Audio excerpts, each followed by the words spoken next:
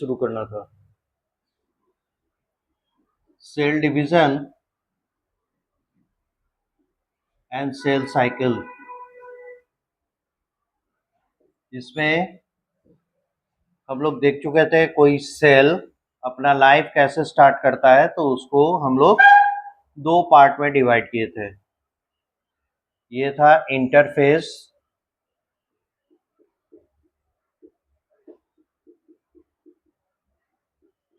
और ये M phase.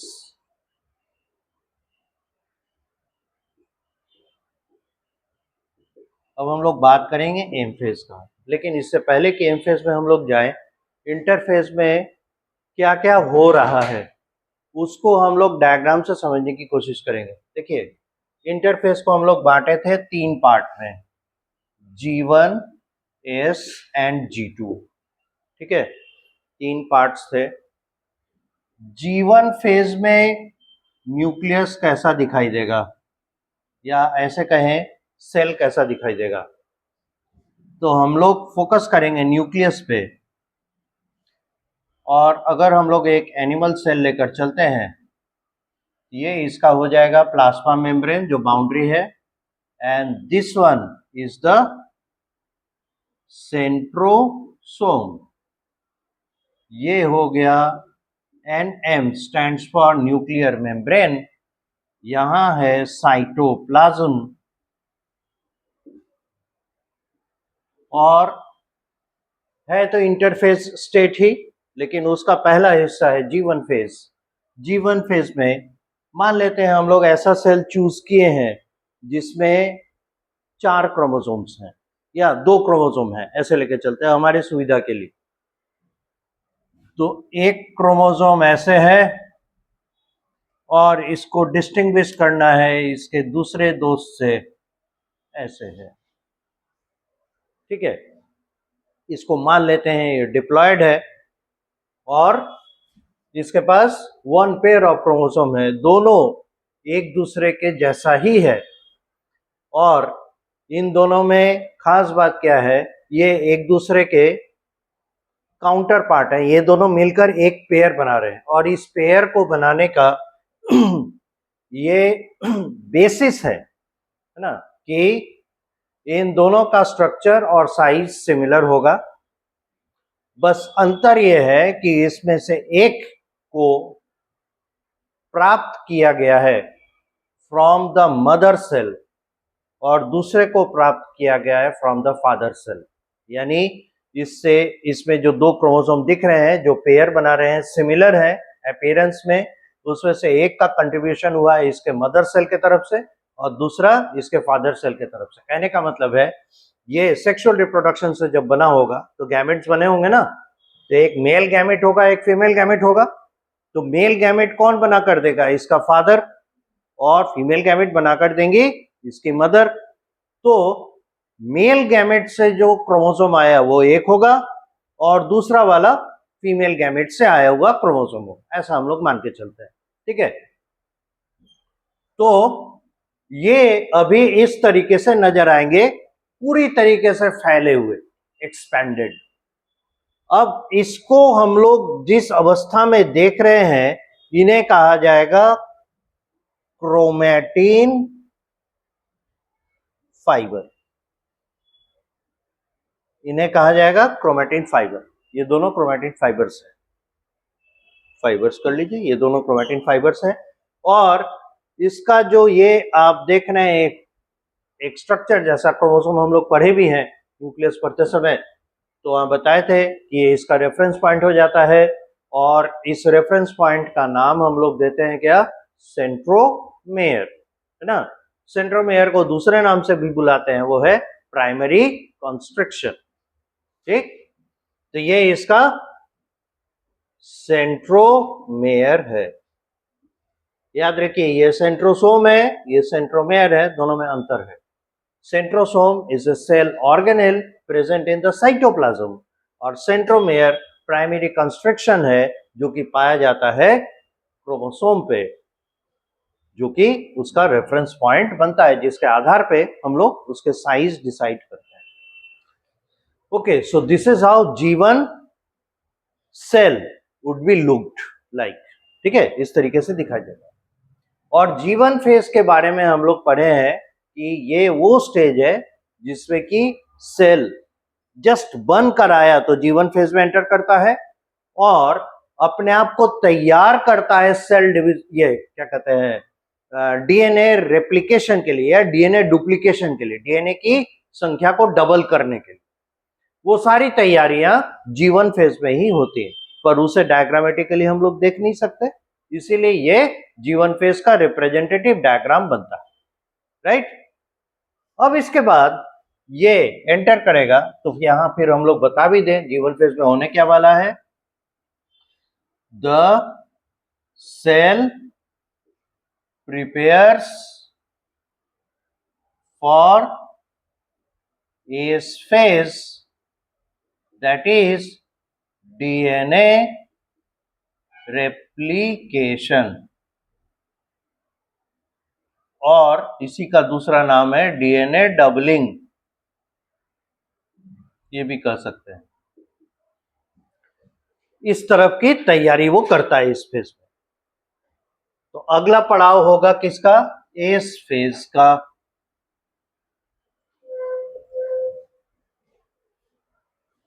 ये है जीवन फेज।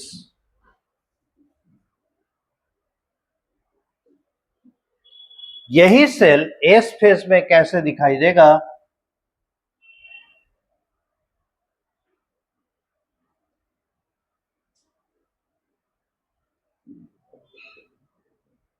अब बोलिएगा 1 से 2 हो गया। यस, एस फेज में जिसे सिंथेटिक फेज कहते हैं उसमें सेंट्रोसोम डबलिंग होता है, सेंट्रोसोम पे डिवाइड करता है और 1 से 2 बन जाता है। और एस फेज पूरा होने के बाद ये जो सिंगल थ्रेड स्ट्रक्चर था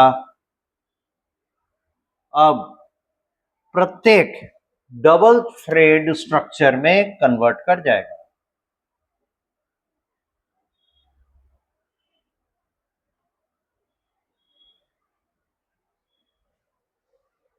तो यहां आप देख सकते हैं ये सब सिंगल धागे वाले थे, अब डबल धागे में आ गए। नंबर ऑफ क्रोमोसोम पर कमेंट कीजिए कितने क्रोमोसोम हमें दिखाई पड़ रहे हैं इस फेज वाले में। नंबर ऑफ क्रोमोसोम कितना दिख रहा है, 2 ही है, लेकिन डीएनए कंटेंट क्या दिख रहा है, डबल, क्योंकि आप जानते हैं क्रोमोसोम किन से बनता है, डीएनए प्लस अरेंजिंग प्रोटीन, जिसमें स्पेशली हिस्टोन प्रोटीन रहता है, ऑर्गेनाइजिंग प्रोटीन में हिस्टोन प्रोटीन रहता है, ठीक है। तो मेन मॉलिक्यूल कौन है, डीएनए, ठीक है। तो यहां चूंकि डीएनए सिंगल कॉपी था इसलिए ये सिंगल धागे के साथ दिखाई पड़ रहा है। यहां एस फेज में डीएनए का डबलिंग हो जाएगा इसलिए प्रत्येक क्रोमोसोम डबल धागे के साथ दिखाई पड़ेगा। क्लियर। तो प्रत्येक धागा एक डीएनए थ्रेड को इंडिकेट कर रहा है और ये पूरी संरचना ये यहां से यहां तक, यहां से शुरू होकर यहां तक एक क्रोमोसोम है, ठीक है। लेकिन इनको नाम देना पड़ेगा। तो पहले क्रोमैटिन फाइबर स्टेट में था, अब ये है क्रोमैटिड्स, अब ये 2 क्रोमैटिड्स हैं, ठीक है।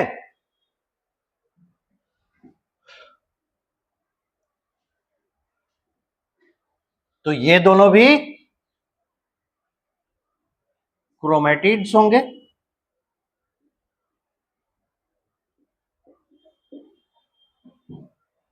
तो इस फेज में क्या क्या हुआ अगर हम लोग शॉर्ट में बताए तो क्या होगा, इसमें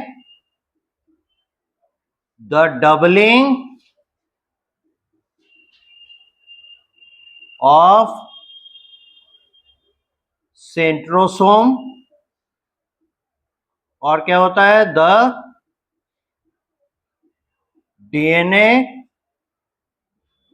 डुप्लीकेशन या रेप्लिकेशन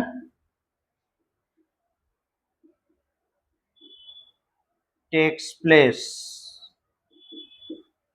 जो हम लोग को साफ दिख रहा है इसी को हम लोग डायग्राम से डिपिक्ट करने की कोशिश कर रहे हैं। अब है G2 फेज, इसमें होता है क्या, प्रिपरेशन होता है, प्रिपरेशन फॉर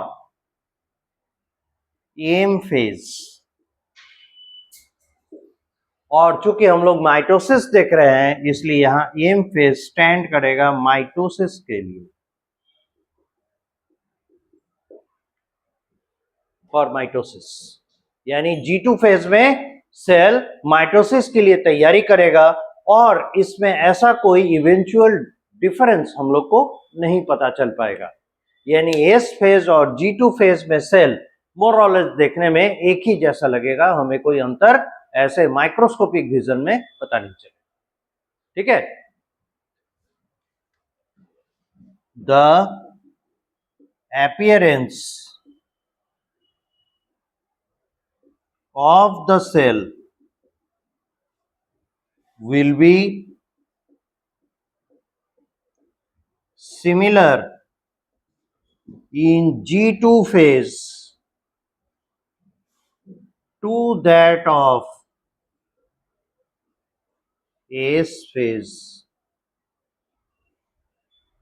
S फेज में भी जैसा दिख रहा है सेल, G2 फेज में भी बाय अपीयरेंस वैसे ही दिखेंगे, हमें बहुत ज्यादा अंतर दोनों में नहीं पता चलेगा। ठीक है, यहां तक कीजिए, उसके बाद हम लोग आगे बढ़ेंगे। अब देखिए,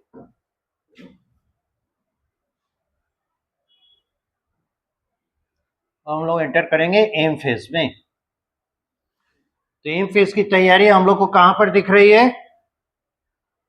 G2 कम S कम G2 फेज, इसके बाद सीधे एम फेज में एंटर कर रहा है, ऐसे हम लोग समझ सकते हैं।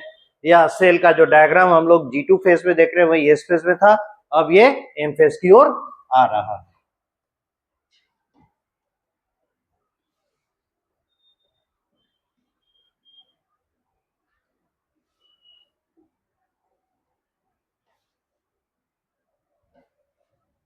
देखिए, एम फेज को हम लोग डिवाइड किए थे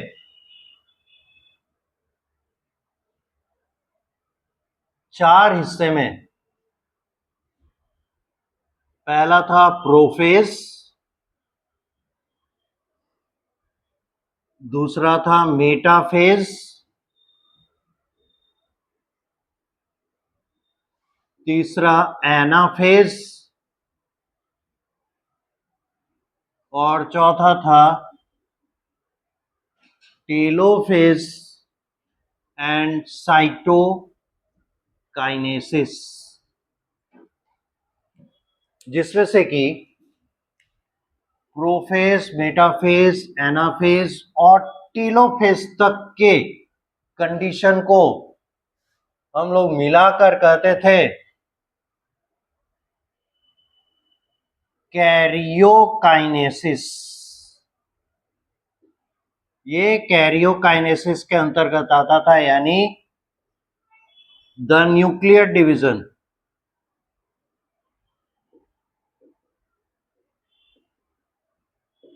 कहने का मतलब ये 4 फेज मिलकर न्यूक्लियस के डिवीजन को अकम्प्लिश करते हैं, कंप्लीट करते हैं। और साइटोकाइनेसिस, इसका मतलब हो गया डिवीजन ऑफ साइटोप्लाज्म, नाम ही बता रहा है। यानी इस एम फेज को अगर नटशेल में हम लोग बताना चाहें तो ये हुआ क्या, कैरियोकाइनेसिस एंड साइटोकाइनेसिस, इसकी प्रक्रिया है, इसके प्रोसीड्यूर हैं। ठीक है, एम फेज मतलब ये दोनों कंबाइंड वे में। तो एम फेज में पहला हिस्सा कौन है, प्रोफेज। हम लोग आते हैं अर्ली प्रोफेज पे।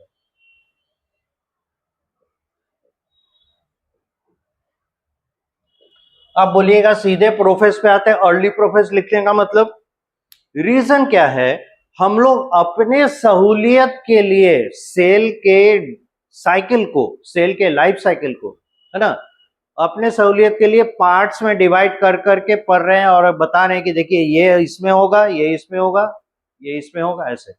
लेकिन रियल टाइम में जब आप देखिएगा एक सेल का जब टोटल लाइफ साइकिल स्टडी कीजिएगा, 24 घंटे 48 घंटे तक बैठ के लगातार माइक्रोस्कोप से या उसको रिकॉर्ड करके फिर उसको दिखिएगा, तो आपको पता चलेगा कि ऐसा कोई क्लियर कट डिस्टिंक्शन है नहीं कि ये होगा उसके बाद ही ये होगा। बहुत सारे प्रोसेसेस साइमल्टेनियसली चलते रहते हैं, यानी साथ ही साथ चलते रहता है। ठीक है, तो हम लोग अपनी सुविधा के लिए इसको ऐसे बोलते हैं कि पहले ये करेगा उसके बाद ना, बिल्कुल सही बात है, इसके बाद ही एक स्टेप के बाद ही दूसरे स्टेप में जाएगा, लेकिन इतना रैपिड होता है और उसकी तैयारी अगल बगल से ऐसे चलते रहती है कि डिस्टिंक्शन नहीं है कि यहां तक हुआ, चलिए भाई अब प्रोफेस खत्म होकर मेटाफेज की ओर जा रहा है, या G2 फेज खत्म होकर M फेज की ओर जा रहा है। ऐसा क्लियर कट डिस्टिंक्शन पता कर पाना बहुत मुश्किल है रियल टाइम में, तो ओवरलैपिंग रहता है। इसीलिए हम लोग इसको अब बहुत हद तक, है ना, जो रियल टाइम इमेजेस हैं या रियल टाइम चीजें हैं उसको, और जो हम स्टडी के दौरान पढ़ते हैं स्टेजेस में डिवाइड करके, उसको दोनों के बीच में एक सामंजस्य बैठाना, एक कोहेशन क्रिएट करने के लिए हम लोग क्या करते हैं, इसको ऐसे फर्दर स्टेप्स में या सब स्टेप्स में डिवाइड करके पढ़ते हैं, ताकि पूरा प्रोसेस हम लोग को स्टेप बाय स्टेप समझ में आए, है ना। तो प्रोफेस को अर्ली प्रोफेस और लेट प्रोफेस में जो बांटेंगे, वो ऐसा नहीं है कि प्रोफेस का फिर 2 स्टेज हो गया, नहीं, ये एक ही में हो रहा है, पर होते चला जाता है, रुकेगा नहीं। और हम लोग इसमें क्या सोचते हैं, अच्छा प्रोफेस में है यानी प्रोफेस करके रुका हुआ रहेगा, अब वो मेटाफेस की ओर जाएगा, ऐसा बिल्कुल नहीं होता, वो लगातार ये चीजें चलते रहती है। Got it. तो देखिए अर्ली प्रोफेस में क्या होगा, प्लाज्मा मेम्ब्रेन तो रहेगा ही, इसका जो सेंट्रोसोम है वो एक दूसरे से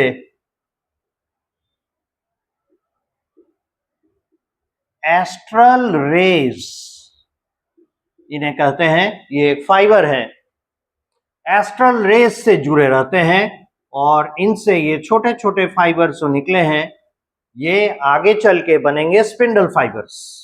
ठीक है, अभी एक दूसरे से ये एस्ट्रल रे के मदद से जुड़े हुए हैं, और ये खिंचाते चले जाते हैं, ये एक्सपैंड होता है और ये ऑपोजिट पोल की तरफ जा रहा है। जैसे यहां से तो शुरू किया, इसकी टेंडेंसी है ये ऑपोजिट पोल की ओर जाएगा। ठीक है, तो दोनों के बीच में दूरी पहले बिल्कुल नहीं था, अब देखिए दोनों के बीच में दूरी अपीयर होना शुरू हो गया। दूसरा चीज है, इसका न्यूक्लियर मेम्ब्रेन हल्का होना शुरू हो जाएगा। ठीक है, क्योंकि न्यूक्लियर मेम्ब्रेन डिफ्यूज होगा, गायब होगा। ये है disappearing, NM stands for nuclear membrane. Nuclear membrane अब डिसॉल्व हो रहा है, डिफ्यूज हो रहा है। दूसरी चीज, ये जो आप क्रोमेटिड्स को देख रहे हैं, ये क्रोमेटिड्स अब वैसे फैली हुई अवस्था में नहीं नजर आएंगी, ये कंडेंस हो जाएगा। ठीक है, गाढ़ापन इसमें आएगा और एक छोटे से जगह पे सिमटने लगेगा। जैसे जैसे ये सिमटता चला जाएगा वैसे वैसे वो लाइट माइक्रोस्कोप से विजिबल होता चला जाएगा, यानी लाइट माइक्रोस्कोप की मदद से भी आप क्रोमोसोम को देख पाएंगे। जैसे जैसे इसमें कंडेंसेशन होगा, गाढ़ापन आएगा, पहले बहुत फैला हुआ था, अब धीरे धीरे अपने आप को छोटे से जगह पे सिकुड़ रहा। ठीक है, ये कैसे दिखाई देगा, देखिए एक है ब्लू वाला,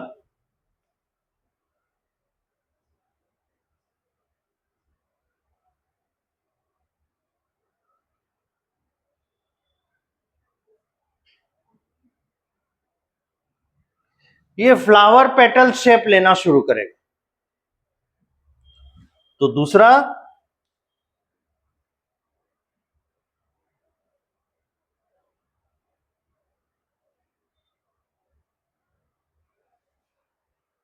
इस तरीके से। अब आप सोचिएगा,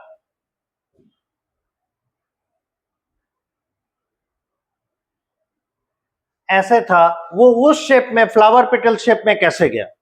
कंडेंसेशन के दौरान मान लीजिए ये एंड है, ये अगर बेंड करता है और इस तक आ रहा है, आपको पहले ही बोले ये कौन सा जगह है, रेफरेंस पॉइंट है, ये सेंट्रोमेयर है ना, तो आके यहाँ पर इसका ए वाला एंड आके इधर अटैच होना चाहेगा, तो ये भी तो कोशिश करेगा, यहाँ के अटैच होना, तो ये भी बेंड करेगा और यहाँ के अटैच होना चाहेगा, ये भी बेंड करेगा, यहाँ के अटैच होना चाहेगा। तो सोचिए तो जरा, अगर ये बेंड करने लगा, ये इसका रेफरेंस पॉइंट यहाँ तक है, यहाँ तक है, यहां से बेंड कर रहा है, तो ये ऐसे था, अब ये ऐसे आया, इतना लंबा हिस्सा अगर मुड़ जाएगा तो यहाँ आके हिट करेगा। उसी तरह से ये ऐसे था, ये बेंड करके ऐसे आके अपने आप को समेट लिया। तो सेम चीज इस तरफ के धागे के लिए भी तो होगा। देखिए तो फ्लावर पेटल शेप आया। सो this is how it ultimately condenses itself in a very short space. This is how the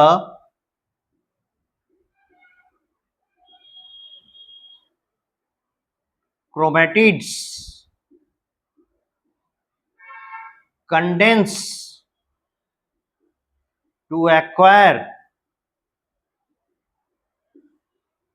flower petal shape. ठीक है, तो आप पहले इसे ड्रॉ करेंगे, उसके बाद आप आएंगे अर्ली प्रोफेज में। ये समझ में आ रहा है कैसे इस तरीके से हुआ। अब लेट प्रोफेज की ओर इसके बाद ये पहुंचेगा। यहां तक ड्रॉ कीजिए। अब देखिए इसका तो कोई काम नहीं, एएस पे से हम लोग आगे बढ़ चुके हैं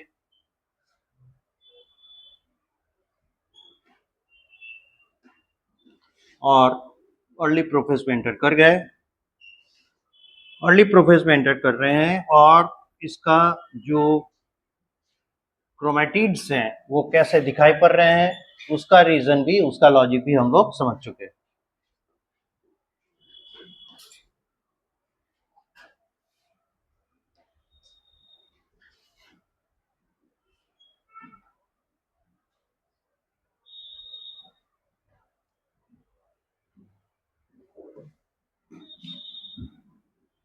अब ये एंटर करेगा लेट प्रोफेज की ओर।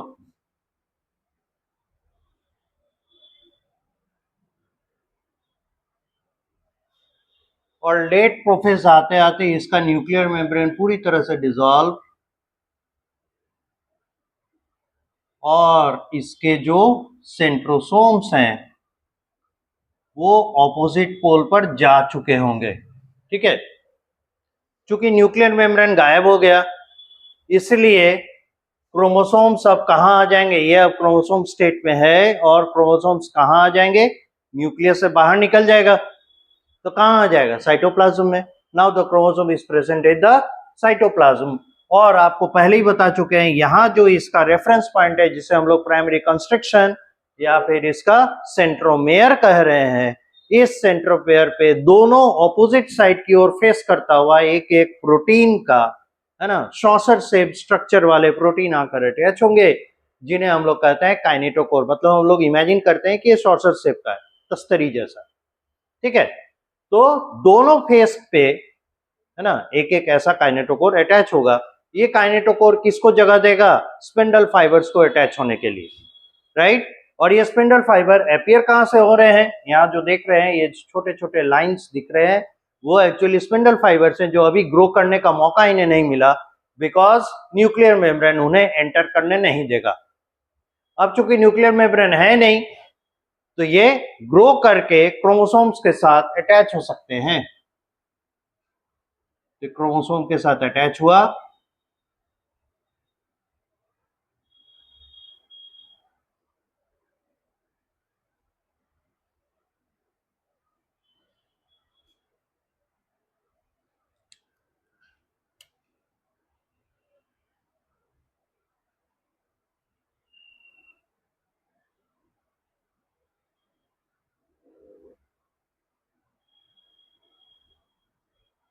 ऐसे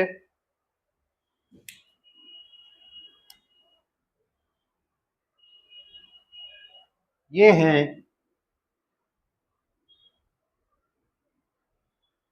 स्पिंडल फाइबर्स और ये एस्ट्रल रे।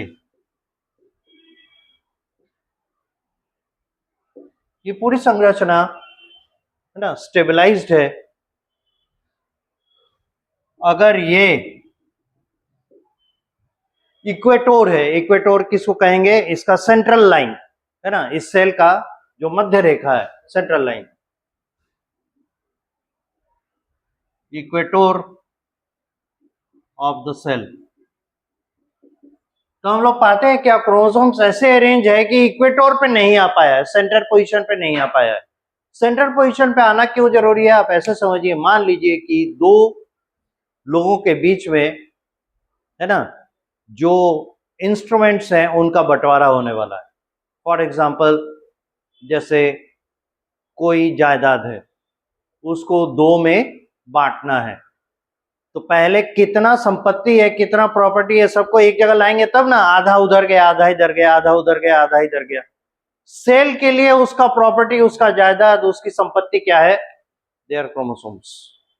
ठीक है, तो ये क्रोमोसोम दोनों डॉटर सेल में, अभी तो न्यूक्लियस डिवाइड हो रहा है, तो दोनों नए न्यूक्लियस पे बराबर बराबर क्रोमोसोम डिस्ट्रीब्यूट हो, उसके लिए जरूरी है क्या कि क्रोमोसोम सेंट्रल लाइन पर आए, तब जाके आधा हिस्सा एक को, आधा हिस्सा दूसरे को मिले। ठीक है, इससे क्या होगा, जस्टिफाई करने में बनेगा, जस्टिस हो पाएगा। तो आप ऐसे समझ सकते हैं, इसीलिए क्रोमोसोम्स जो है सेंट्रल लाइन पे यानी इक्वेटर ऑफ द सेल पर आके सेट होना चाहता है। ठीक है, तो यहां देखिए, तो ये क्रोमोसोम थोड़ा सा नीचे और ये ऊपर की ओर गया हुआ है ना, तो ये स्पिंडल फाइबर दोनों तरफ से इसको अटैच किए हुए, तो यहां से जिससे जुड़ा होगा वो क्या होगा, काइनेटोकोर, और यहां से आके जुड़ा होगा तो इधर के काइनेटोकोर से। उसी तरह यहां अब है क्या, ये वाला इसको ज्यादा इधर ले आया है, तो ये किधर उधर किधर शिफ्ट होना चाहेगा, उस साइड, ताकि सेंटर पे आ सके, और ये इधर ज्यादा शिफ्ट हो गया है, इसलिए ये नीचे के तरफ आएगा ताकि आके सेंटर पे बैठ सके। तो ये है डायग्राम लेट प्रोफेज का।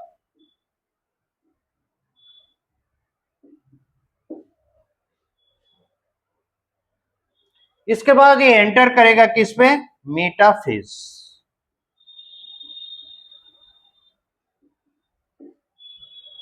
तो प्रोफेज और मेटाफेज में बस इतना ही अंतर है कि मेटाफेज में ये क्रोमोसोम सेंट्रल लाइन पे आ जाते हैं यानी इक्वेटर पे आ जाते हैं। तो अगर हम लोग मेटाफेज दिखाना चाहें तो इसको रिप्रेजेंट करेंगे इस तरीके से।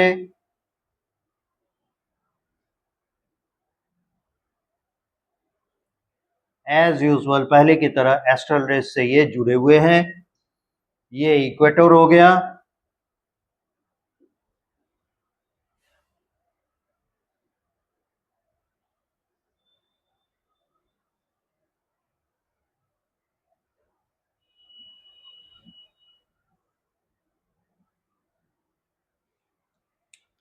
ये इसका स्पिंडल फाइबर, और स्पिंडल फाइबर से जुड़ा हुआ क्रोमोसोम, और क्रोमोसोम आप देख रहे हैं सेंट्रल पोजीशन पे यानी इक्वेटर पे सेटल हो गए। यही है मेटाफेज।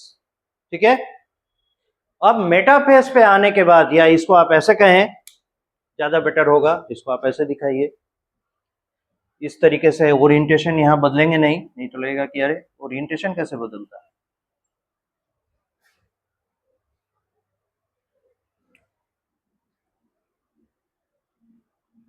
है वही बात,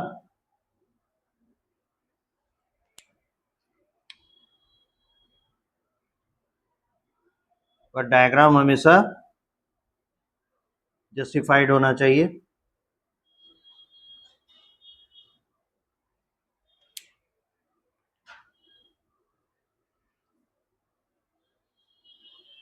ठीक है, ये सेंट्रल पोजीशन पे आ गया। अब मेटाफिजिक्स स्टेज में आने के बाद क्या होगा, ये स्पिंडल फाइबर इस तरफ और ये स्पिंडल फाइबर इस तरफ खींचा जाएगा अपने अपने रेस्पेक्टिव सेंट्रोसोम द्वारा। तो ये भी क्यों पीछे रहेगा, इसको भी खींचा जाएगा।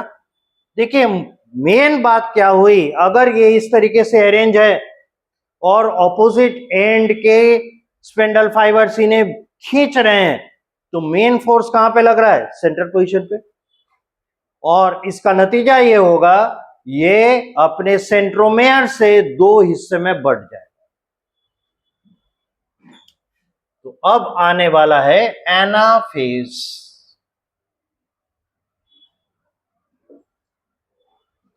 और एनाफेज में ये कैसे दिखाई पड़ेगा?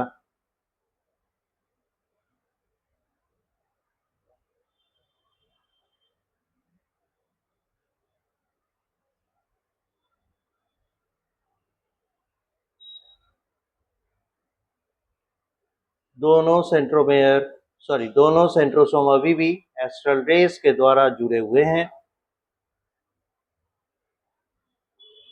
इनका बंटवारा हो गया है, दोनों को अपना अपना रेस्पेक्टिव सेंट्रोमेयर मिल चुका। अच्छा, ये दोनों सिमिलर हो गया, ये एक डार्क होगा,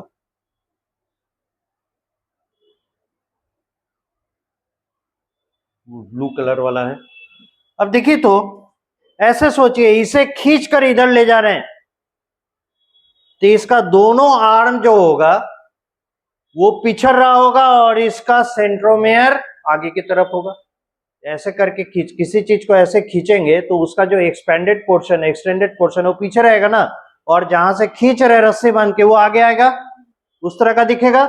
इसीलिए ये ऐसे दिखाई पड़ेगा। मतलब है कि इसका सेंट्रोमेयर आगे की तरफ जा रहा है और इसके जो आर्म्स हैं वो पिछड़ रहे हैं, राइट। तो यहां भी वैसा ही कुछ नजर आएगा। तो सेम चीज यहां पे भी होगा।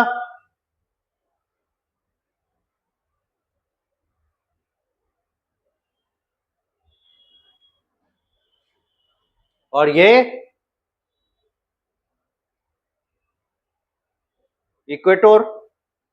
तो ये जो ऑपोजिट डायरेक्शन में फोर्स लगा, जिसका नतीजा क्या हुआ, ये बीच से टूट गया। तो ये अब किधर जा रहा है? इस तरफ, ये इधर। ये किधर जाएगा? इस तरफ। और इसका direction of movement opposite pole की तरफ। ठीक है, दिस इज एनाफेज। और अंत में ये आप ऐसे कर सकते हैं, अर्ली एनाफेज है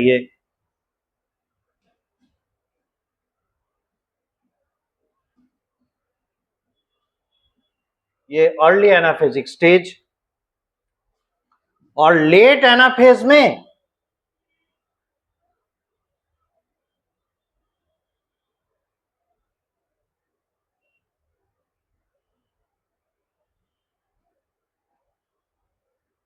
ये पूरी तरह से ऑपोजिट पोल पर जा चुका होगा।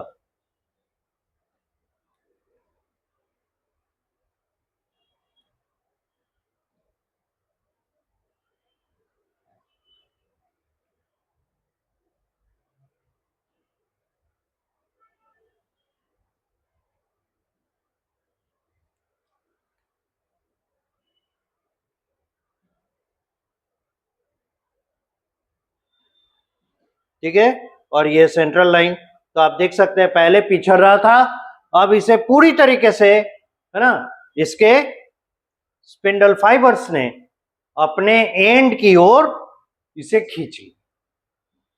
ये है लेट एनाफेज। एनाफेज को 2 पार्ट में बांटे, अर्ली एनाफेज, लेट एनाफेज।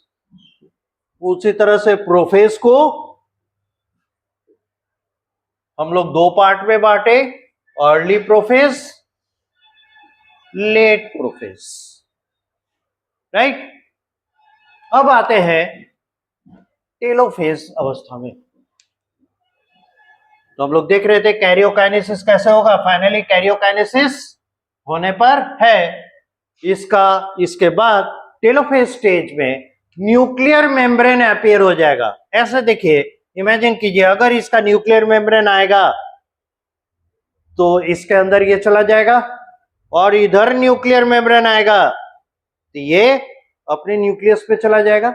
इसलिए टेलोफेज एक ऐसा स्टेज है जो eventually cell binucleated condition में आ जाता है, 2 न्यूक्लियस वाली अवस्था में, राइट।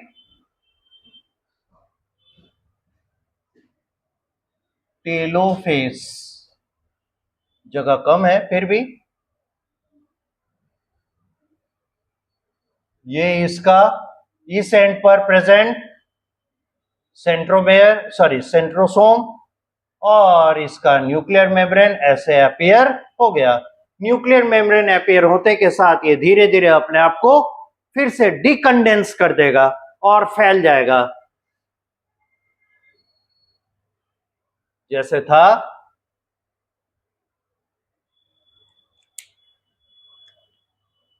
दोनों को एक एक कॉपी मिला है।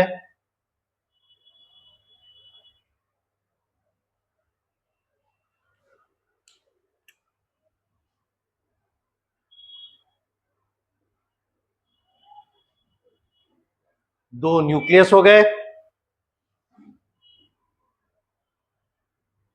सेंट्रोसोम, ये भी सेंट्रोसोम, ठीक है, और ये टेलोफेज कंडीशन। तो इस सभी डायग्राम को बोर्ड पे एक साथ रखने के पीछे लॉजिक क्या है आप देखिए। हम लोग किसी कारण से चूंकि जगह कम है इसलिए एस फेज को नहीं रख सके, एस कम G2 फेज को, तो उसमें देखते या दिखाते कि इस अवस्था में कैसे आया और वापस उसी अवस्था में कैसे लौट गया, है ना। ये देखिए, खैर यहाँ पे याद ही होगा कि इसका एंड आके यहाँ पे और ये एंड आके यहाँ पे टिका, इसीलिए ये फ्लावर पेटल शेप में आया। उसके बाद क्या हुआ, इसका न्यूक्लियर मेम्ब्रेन गायब हुआ और लेट प्रोफेज में ये अपने अपने स्पिंडल फाइबर से अटैच हुआ। उसके बाद इस पर पुलिंग फोर्स लगा, इसलिए क्या हुआ, ये अब मिड लाइन पे यानी इक्वेटोरियल पोजीशन पे आके सेटल होना चाह रहा है। मेटाफेज में देखिए इक्वेटोरियल पोजीशन पे आके सेटल हो गया। एनाफेज में गया, फोर्स रुका नहीं, दोनों एंड से ताकत लगाया जा रहा था इसलिए बीच से स्प्लिट कर गया। तो ये एनाफेज का अर्ली फेज जिसमें जस्ट ये स्प्लिट किया है और इसे खींचा जा रहा है, इसलिए ये दोनों आर्म पिछड़ रहा है और इसका सेंट्रोमेयर आगे की तरफ दिख रहा है। उसी तरह से चूंकि डायरेक्शन ऑफ फोर्स इस तरफ है इसलिए सेंट्रोमेयर इधर और इससे पिछड़ रहा है इसका दोनों आर्म। सेम चीज यहाँ पे भी दिख रहा है, सेम चीज इसमें भी। अब लेट एनाफेज में देखिए ये सिकुड़ कर, चूंकि स्पिंडल फाइबर सिकुड़ रहा है इसलिए यहां से खींच के इसे ऑपोजिट पोल पर ले गया, क्योंकि वहीं पे इसका नया न्यूक्लियर मेम्ब्रेन ऑर्गेनाइज होगा। और जब न्यूक्लियर मेम्ब्रेन ऑर्गेनाइज हुआ तो कुछ इस तरह का दिखाई दे रहा है, ये ऑपोजिट पोल पे चला गया। अब न्यूक्लियस के अंदर है तो कहां से इसे जोड़ के रखेगा स्पिंडल फाइबर। स्पिंडल फाइबर तो साइटोप्लाज्म का चीज था इसलिए वो दूर हो गया, न्यूक्लियर मेम्ब्रेन आया और फिर से अपने आप को ये एक्सपेंडेड पोर्शन में ले आया है। अब क्या है कि साइमल्टेनियस, आपको पहले ही बताया कि देखिए इसमें जितने भी स्टेजेस हैं वो अपने हम लोग सहूलियत के लिए उसे पार्ट्स में बांटे हुए, पर ये साइमल्टेनियस चलने वाली प्रक्रिया है। तो एक तरफ इसका न्यूक्लियर मेम्ब्रेन अपीयर हो रहा होता है या हो गया है और दूसरी तरफ इसका साइटोकाइनेसिस शुरू हो जाता है। इसीलिए साइटोकाइनेसिस को, है ना, टेलोफेज से अलग करके नहीं बताते, है ना, ये एक साथ होने वाली प्रक्रिया है, पर अपने सहूलियत के लिए हम लोग इसके बाद इसको साइटोकाइनेसिस की ओर ले जाए। यहां तक पूरा कीजिए, उसके बाद आगे बढ़ते। वो जो मार्जिन है वो कहां से है? एनीवे, अब टेलोफेज पे हम लोग आ गए। अब टेलोफेज के बाद किसमें आना होगा? साइटोकाइनेसिस, यानी साइटोप्लाज्म का फेथफुल डिवीजन। और यही बहुत इंपॉर्टेंट चीज होता है जो कि इसको यूकैरियोटिक सेल्स को प्रोकैरियोटिक सेल्स से बहुत अलग करता है। जहां तक क्रोमोसोम डुप्लीकेशन की बात है, सही तरीके से क्रोमोसोम का डबलिंग माइक्रो ऑर्गेनिज्म, मतलब कि जो माइटोसिस या मियोसिस नहीं करते, बाइनरी फ्यूजन करते हैं, उनमें भी होता है। लेकिन वो साइटोप्लाज्मिक डिवीजन में ईमानदारी नहीं दिखाते, वो साइटोप्लाज्मिक डिवीजन में equal distribution of cytoplasm in the daughter cells नहीं करते हैं, क्योंकि वो उतना कोऑर्डिनेटेड नहीं होता। पर क्रोमोसोम के लिए हाईली कोऑर्डिनेटेड क्यों है? उसके पीछे रीजन है कि अगर क्रोमोसोम ही गड़बड़ हो जाएगा डॉटर सेल्स में तो फिर उसका स्पीसीज एक्सटिंक्ट भी कर सकता है या बदल सकता है। तो स्पीसीज आइडेंटिटी बनाए रखने के लिए, अपना अस्तित्व बनाए रखने के लिए, उसके लिए जरूरी है कि वो अपने क्रोमोसोम को फेथफुली डिवाइड करे और डिस्ट्रीब्यूट करे। इसीलिए क्रोमोसोम पे ज्यादा ध्यान देता है, साइटोप्लाज्म पे नहीं। ठीक है, और साइटोप्लाज्म में होता क्या है, कोई तो सेल ऑर्गेनेल है नहीं, बस फ्लूइड मटेरियल है। तो थोड़ा भी फ्लूइड मटेरियल मिल गया यानी उसे लाइफ स्टार्ट करने के लिए मटेरियल मिल गया। अब वो जिंदा है, लिविंग है, तो अगल बगल से सराउंडिंग से न्यूट्रिएंट एब्जॉर्ब कर ही लेगा और साइटोप्लाज्मिक वॉल्यूम बढ़ा ही लेगा। अब आएंगे साइटोकाइनेसिस।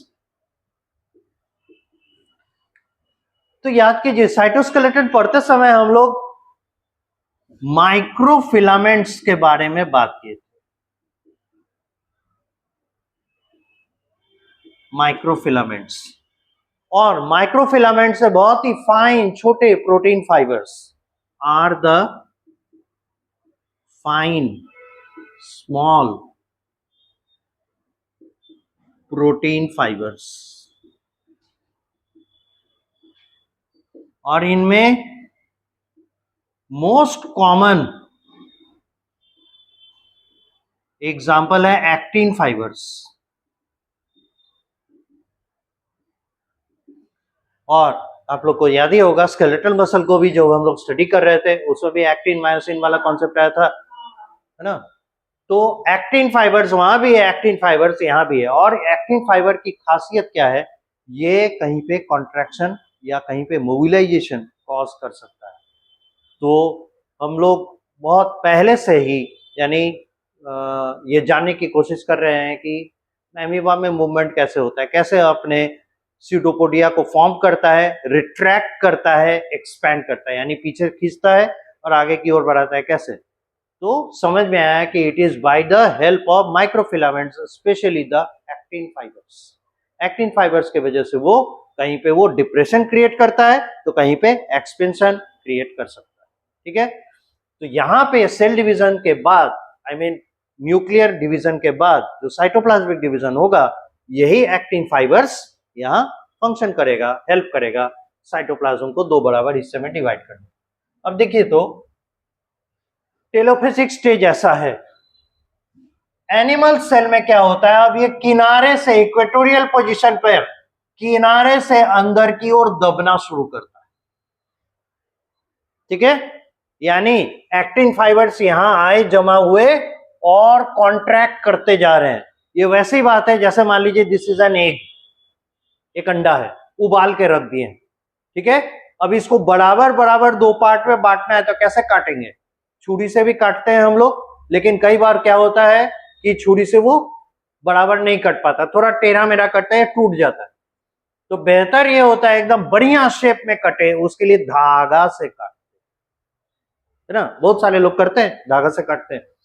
तो आप ऐसे सोचिए कि अगर धागा, एक्टिन फाइबर्स क्या है, धागे ही तो हैं एक्टिन के, अगर वो धागा यहां से इसको अंदर की ओर कॉन्ट्रैक्ट कराना शुरू करे, ये दबेगा नहीं, जैसे गाल पे कई बार डिंपल पड़ता है उस तरह से। ये कैसा शो होगा वो देखिए, तो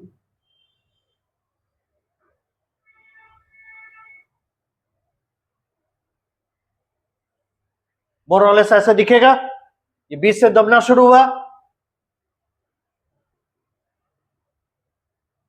ये इसका न्यूक्लियस, ये इधर न्यूक्लियस, और ये जो अपीयर हो रहा है इसे कहते हैं डिवाइडिंग फरो।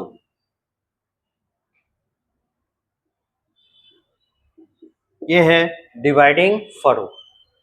ठीक है,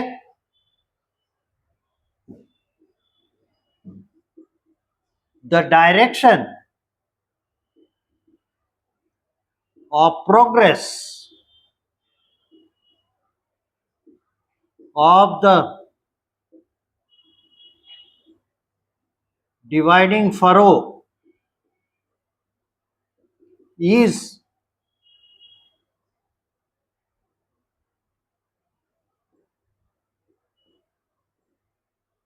centripetal. याद कीजिए जब हम लोग सर्कुलर मोशन पढ़ते हैं तो सेंट्रीपिटल और सेंट्रीफ्यूगल फोर्स पढ़ते हैं ना, तो सेंट्रीपिटल किसको कहते हैं? जो फोर्स सेंटर की तरफ दिख रहा हो, मतलब एक्ट कर रहा हो, और centrifugal away from the centre जो पार्ट काम कर रहा हो। तो यहाँ पे भी तो टुवर्ड सेंटर ही जा रहा है, इसलिए इसके मूवमेंट को हम लोग सेंट्रीपिटल मूवमेंट कहते हैं। ठीक है, वहां से ये टर्म है। नाउ ये फर्दर प्रोसीड करेगा तो कैसा दिखाई देगा?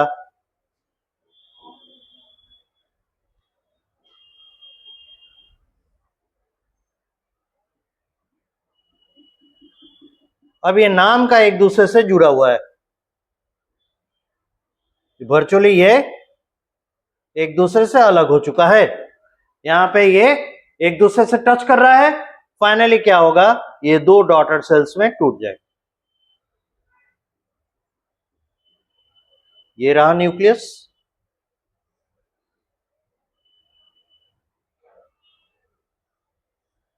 ये रहा न्यूक्लियस। ये है 2 NESCENT, नेसेंट मतलब जस्ट बना हुआ, नेसेंट डॉटर सेल्स। ये है न्यूली फॉर्म्ड या नेसेंट डॉटर सेल्स। इस तरीके से साइटोकाइनेसिस पूरा होता है। ये स्टेज 1, इसे आप स्टेज 2 कर दीजिए, और ये stage 3, completion of cytokinesis resulting into 2 daughter cells. ठीक है, तो देखिए तो जरा, अगर हम लोग सेल साइकिल पर वापस आए, क्यों इसको सेल साइकिल के तहत हम लोग पढ़ते हैं? तो देखिए सेल कहां से शुरू किया था? यहां से, है ना, यहां तक आया, और प्रोफेज में चला,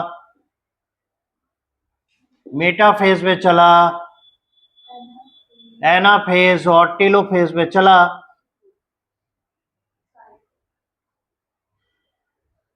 न्यूक्लियस इसमें नहीं दिखाएंगे, यहां आके 2 न्यूक्लियस दिख रहा है, और फाइनली ये 2 डॉटर सेल में टूट गया। अब देखिए तो ये डॉटर सेल फिर ऐसे चलेगा ना, फिर जाके 2 डॉटर सेल पूरा करेगा, तो क्या ये भी अपना नया साइकिल नहीं चलाएगा? इसका मतलब है सेल अपने जीवन काल को कैसे पूरा करता है? इंटरफेस, एम फेज, और वो इसी साइकिल में रहता है। और जो सेल इससे निकल जाता है तो वो किस में रह जाएगा? G0 phase, G0 phase. ऐसा सेल जो इस सेल साइकिल से बाहर आ गया, बन गया, उसके बाद फिर सेल साइकिल में एंटर नहीं कर रहा है, तो किस पे लटका हुआ है? जीवन फेज में, क्योंकि जीवन फेज के दौरान क्या क्या होता है? उसमें साइटोप्लाज्मिक मास बढ़ता है, नए नए मॉलिक्यूल्स बनते हैं, है ना, और प्रोटीन सिंथेसिस होता है, जो उसके सेल ऑर्गेनेल से वो और बड़े होते हैं, एक्सपैंड करते हैं, डेवलप करते हैं। फॉर एग्जांपल माइटोकॉन्ड्रिया, माइटोकॉन्ड्रिया का नंबर बढ़ाएगा। क्लोरोप्लास्ट है, प्लांट सेल है, तो प्लांट सेल अपना नंबर क्लोरोप्लास्ट का बढ़ाएगा, जरूरत है इसलिए करेगा। और वो दोनों ऑर्गेनेल ऐसे हैं जो डिवाइड कर सकते हैं, तो डिवाइड करेगा। इस तरीके से क्या है, वो सब काम काज कर रहा है, लेकिन डिवीजन की ओर नहीं जा रहा है। डिवीजन की ओर जब जाएगा तो उसे क्या करना पड़ेगा? अपने आप को एस फेज में लाना पड़ेगा, डीएनए डुप्लीकेशन करना पड़ेगा, पर डीएनए डबलिंग कर ही नहीं रहा है, तो कहां लटका हुआ है? जीवन फेज में। बहुत लंबे समय तक जीवन फेज में रहने से हम लोग कहते हैं कि वो सेल चला गया G0 फेज में, जिसे हम लोग कहते हैं क्विसेंट फेज। ठीक है, यहां तक ड्रॉ कीजिए, उसके बाद इसमें आएंगे। ये फिगर है diagram showing how cells complete their cell cycle.